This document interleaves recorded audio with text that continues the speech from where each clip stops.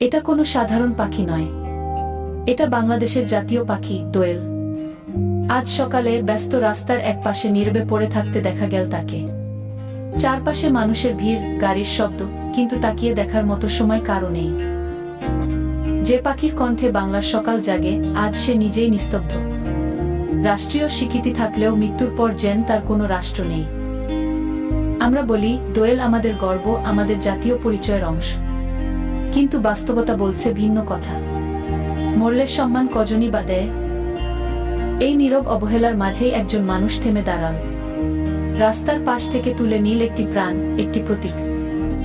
হাতের কাছে কোনো আয়োজন ছিল না, ছিল না আনুষ্ঠানিকতা, ছিল শুধু দায়িত্ববোধ আর প্রাণের প্রতি সম্মান। আজ এই দোয়েলকে দাফন করা হলো রাষ্ট্রীয় মর্যাদায় নয়, মানবিক মর্যাদায়। এই দাফন কোনো পাখির জন্য নয় শুধু, এটা আমাদের বিবেকের প্রশ্ন। আমরা কি কেবল জীবিত অবস্থায় ভালোবাসতে জানি? দোয়েল আজ চুপচাপ ঘুমিয়ে আছে মাটির নিচে, আর তার নীরবতা আমাদের দিকে ছুড়ে দিচ্ছে একটি কঠিন প্রশ্ন। আমরা কি প্রকৃতিকে সত্যিই সম্মান করি? হাতের কাছে কিছুই ছিল না, না কাপড়, না বাক্স, না কোনো আয়োজন। মাঠের ধারে নিস্তব্ধ পড়ে থাকা ছোট্ট পাখিটাকে দেখে মনটা হঠাৎ ভারী হয়ে গেল। আমি গাছের কাছে গেলাম। সবুজ পাতাগুলোই তখন আমার একমাত্র সম্বল। পাতা দিয়ে আলতো করে পাখিটাকে ডেকে নিলাম, যেন শেষবারের মতো তাকে বলা, ভয় পেও না, তুমি একা নওই। তারপর মাটির উপর ছোট্ট একটি জায়গা বেছে নিলাম। হাত দিয়ে মাটি খুঁড়লাম, সেখানে তাকে শুইয়ে দিলাম চিরনিদ্রায়। মাটি দিয়ে ঢেকে দিলাম ধীরে ধীরে, প্রতিটি মুঠো মাটির সাথে মনের ভেতর একটুকরো কষ্ট নামিয়ে রাখলাম। সব কাজ শেষ হলে আমি আবার গাছের দিকে তাকালাম।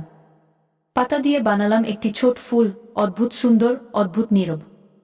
সেই ফুলটি তার কবরের উপর রেখে নীরবে জানালাম সম্বর্ধনা, একজন নীরব শহীদের প্রতি। ঠিক তখনই যেন প্রকৃতি নিজেই এগিয়ে এলো। দূর থেকে উড়ে এলো আমাদের জাতীয় পাখি দোয়েল। গাছের ডালে বসে সে এক মুহূর্ত থেমে রইল, তারপর তার ডাকের ভেতর দিয়ে জানালো শেষ শ্রদ্ধা, একটি অদৃশ্য রাষ্ট্রীয় সালাম। কোনো পতাকা ছিল না, কোনো ব্যান্ড বাজেনি, তবু সেই ছোট্ট পাখির বিদায় ছিল ভীষণ সম্মানজনক।